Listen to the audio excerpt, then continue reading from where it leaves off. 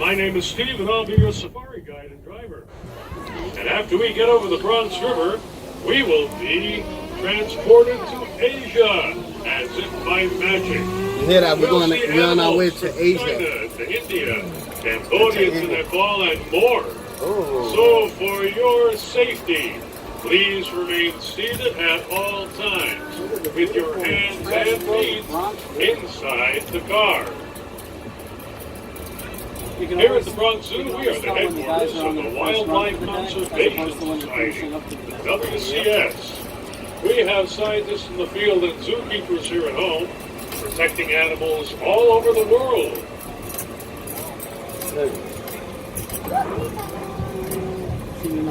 So here we are.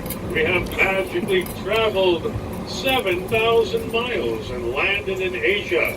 But where are all the animals? Well, in the morning, this field is full of deer and antelope. But in the afternoon, not a rabbit. they all wandered over to the left That's a there squirrel. where the trees are. Squirrel. So we'll catch up with them in about 10 minutes.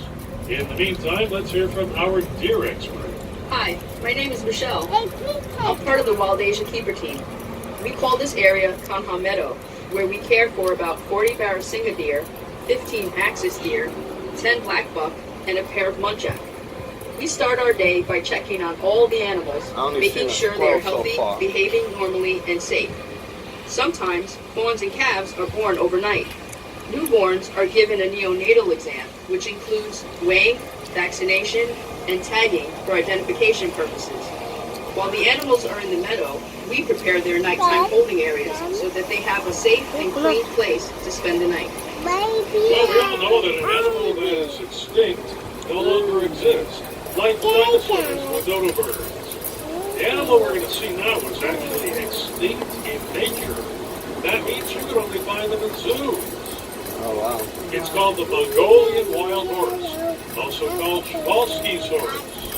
And it's a good thing we had them in zoos all over the world, because when it was found out that they were extinct in the 1960s, the zoos got together and developed new herds of these horses. And they brought them out to Mongolia and China, where they had become extinct. It's one of our great success stories in animal conservation. And here is our little herd of Mongolian wild horses. Take a look at them and notice how they're different from domestic horses. In the first place, they're small. You can't ride them. Their backs aren't strong enough. But look at the mane. The mane sticks straight up in the air like a mohawk haircut. And also, look between the eyes. You won't see a forelock. That's the hair that falls between the eyes on domestic horses. So let's hear now from our horse expert. Farmer. I'm Jonathan Salat, and I'm the Russia and Northeast Asia coordinator for the Wildlife Conservation Society. I believe that wildlife has a place on this earth. My job is to find practical solutions that allow people and wildlife to thrive together. After Boston's horse went extinct in the wild in the 1960s, and on a recent trip to Kazakhstan, we followed up the ongoing successful efforts in the country to bring these horses back to the Central Asian steppe. The world needs happy stories, to watch the impossible become possible, and to see hope restored. That's what's happening today here at Przewalski's horse.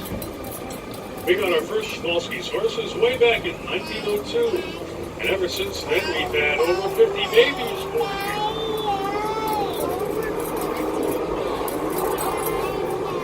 All I see is grass. Well, up here, you're not going to see any animals, because this is the northern end of the horse exhibit. You saw the horses down at the southern end. We give all the animals a lot of room to roam around in, and we don't tell them where to go. That's why today you will see animals close up, like the horses, but some will be far away, and some of them will even be hiding from us.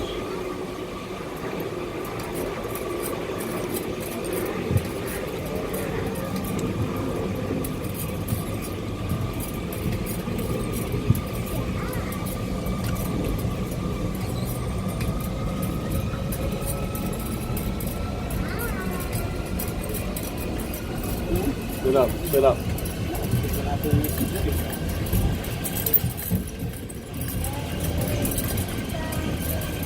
Dang, look. And now we're in an area where we have Look.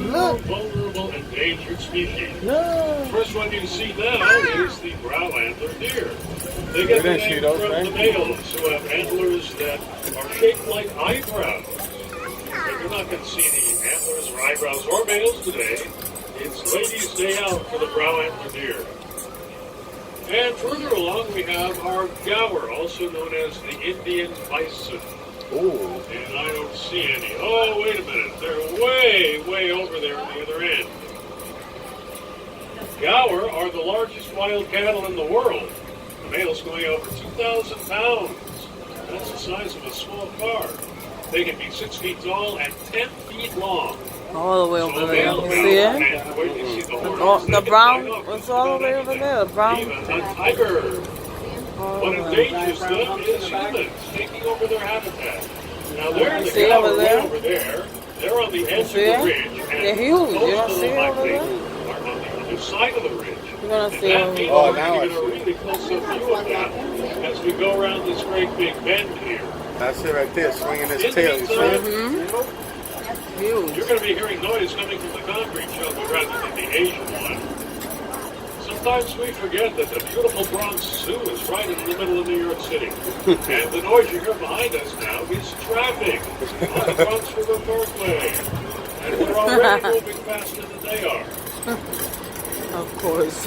He's a So comedian, the too. zookeepers built this wall here to keep the traffic noise away from the next animal, which is our tiger. Tigers are very well-hidden animals with great camouflage. Even professional researchers have trouble finding them in the wild. And of course, tigers don't want to be found. They're solitary animals. They live alone and they hunt alone. That's why we only have one at a time here in our exhibit.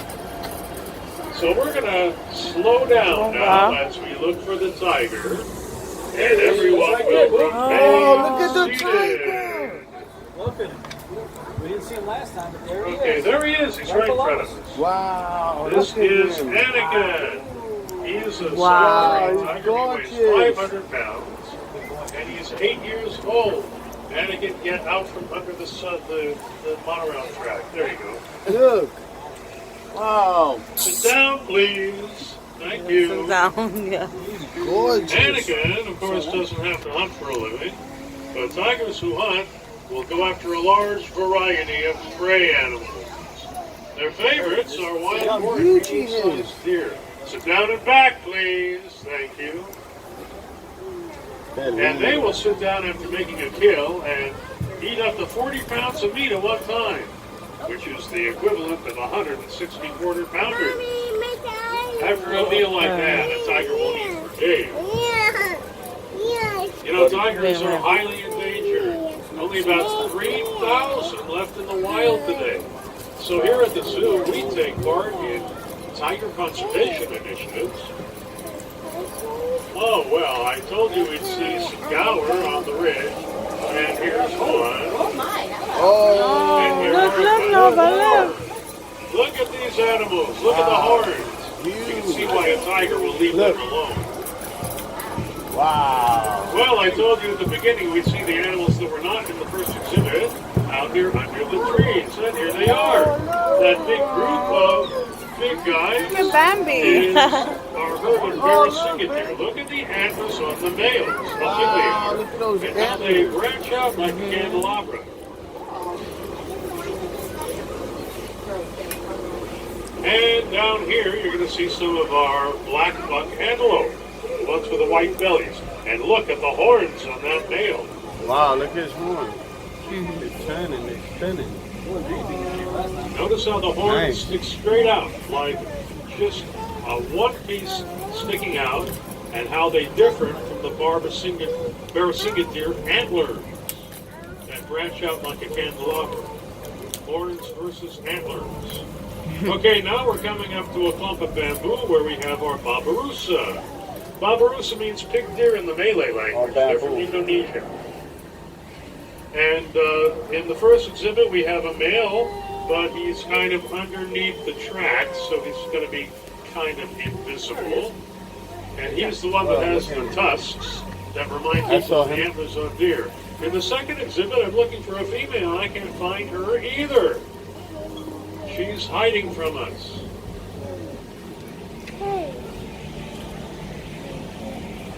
Well, the Barbarossa might be hiding from us, but you can't hide the next animal, because there's no way to hide an elephant. Oh! Now, Happy is way over there on the right. We're going to go right in front His of name her. is Happy. Kind of hard to Her name see is from the Happy. side here. Happy is a 50-year-old Indian elephant. Wow, 50 years old. And she weighs about 10,000 pounds. see an So elephant? she eats a lot. You wanna see She an can put elephant? down 200 gallons of hay. I mean, Yeah. 200 pounds of hay every 200 day. pounds And of wash hay it down every with day. 60 gallons of water. Look, what?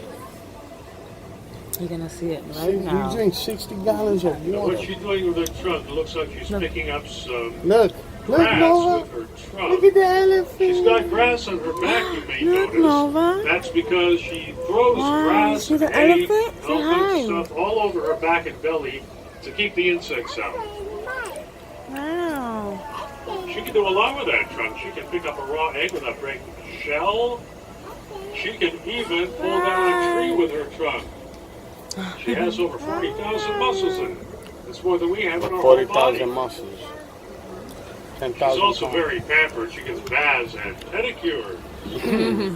So now we're leaving Happy behind and entering our rhino exhibit. Oh, rhino. Now we got Callie the rhino lying in this mud wallow. Water, baby. See him in the water? Callie lies in a mud wallow to keep the insects off. She's been here most of the day. She's either in this one or in the other one on the other side of the exhibit. Callie is a 32-year-old Indian rhino. Indian rhinos are highly endangered. There may only be about 2,000 left in the wild today. God, big. Now that is not a big rock in the mud wallow. That is great big old Callie. There she is. You see her wiggling her ears? I said the And rhino. she's not animatronic either. She's a real living rhinoceros from India. She wasn't born here, but we've had 11 baby rhinos born here in the zoo. And moms on the train will find it interesting to know that rhinos are pregnant for 16 months. Oh, wow. And they give birth to a baby of over 100 pounds. Wouldn't that be fun? Oh, no. No, no. 100-pound baby. So this right here is the original mud wallow that they built in 1977 when the Monorail opened. But the rhinos didn't like it. They wouldn't use it. So the zookeepers just covered it up again. But then the rhinos returned, and they stomped around with their 3,500 pounds of heft. And they created a mud wallow the way they wanted it. Forget what the zookeepers want. And thus it has remained ever since.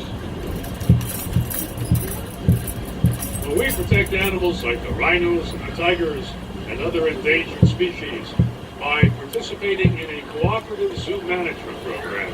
It's called the Species Survival Plan. This is where we get together with zoos all over the world, and we make sure that we have genetically diverse populations of all these rare and endangered species.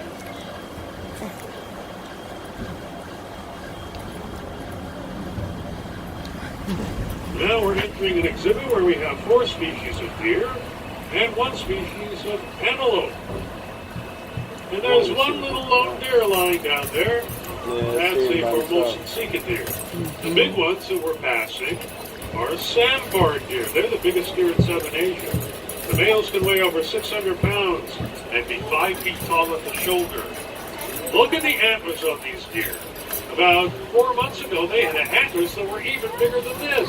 Oh, Then mating season was over and the antlers deer. fell off. That's what they do. Reindeer. Santa Claus is going to They're pick going them to up. get even bigger than they are now. Santa's reindeer. Nice. Stop. Nova. Nova. No. Be nice.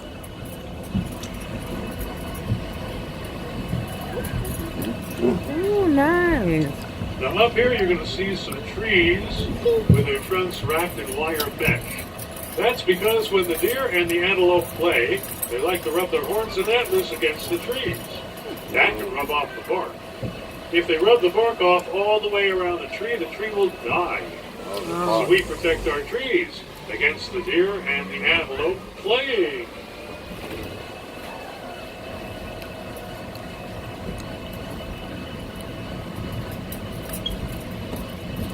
Oh, that's why they put those nets over the tree.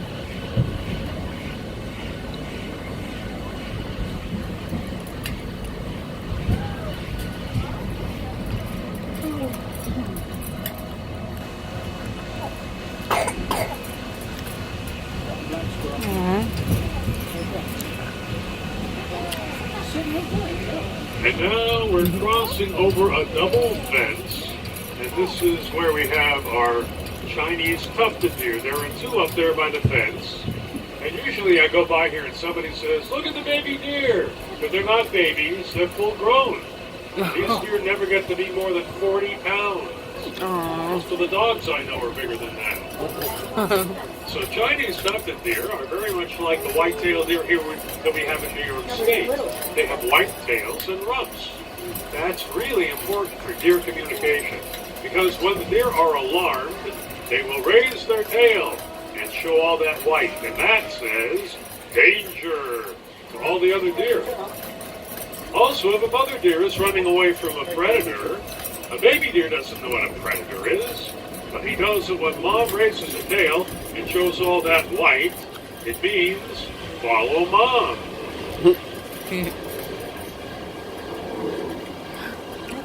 Water. And now we're crossing back over the Bronx River, which is kind of murky today, Wow. but it's a habitat for fish and ducks and turtles. Also, it's a place where migrating birds will take a load off.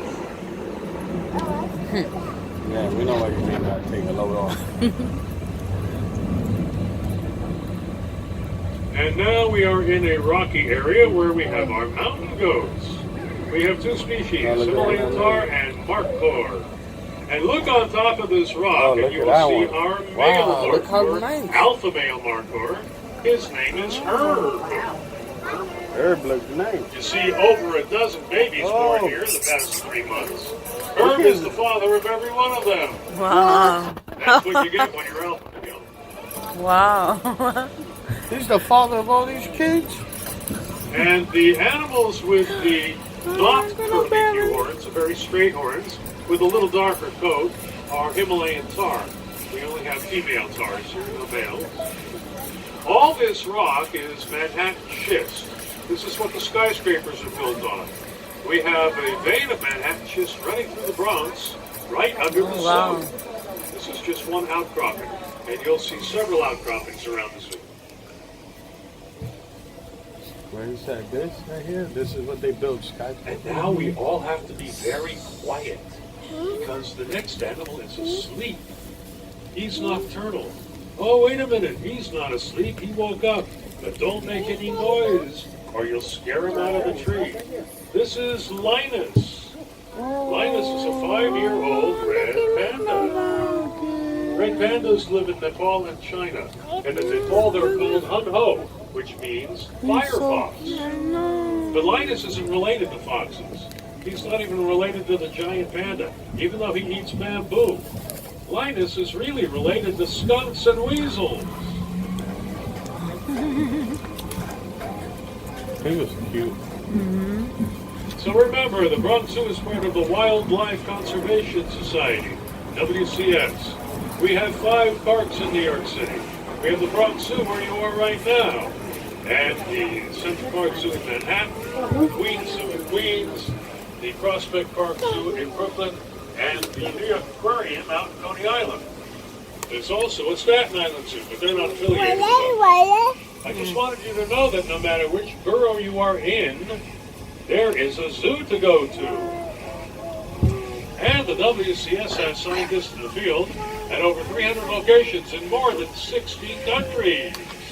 That's because, as you know, humans and animals are in constant conflict nowadays, and we have our scientists out there protecting endangered species. And you can help. You know, just by visiting us here at the zoo today, you are helping us help animals. There are other ways to help too. Look at your zoo map and you'll see some ways. Also, go to our website at wcs.org. And you'll see all kinds of ways for you to help us help animals. Yay. Well, the train ahead of us is still loading, so we can't go anywhere right now. We still got a red light. Stop. Yeah. You have fun, Nova? You have fun? Don't play with it. No. By the way, if you're out to Coney Island anytime soon, and it's only a subway right away, go visit the New York Aquarium. We have a brand new exhibit. It's called Ocean Wonders Sharks. Whoa. It's a first real shark exhibit. So go out to Coney Island and take a look. The aquarium is only a few steps, really, only a few steps from the subway, which, of course, in Coney Island is not a subway anymore. All the lines go up and become elevated trains there. So you will get the added advantage of getting a tour of Brooklyn.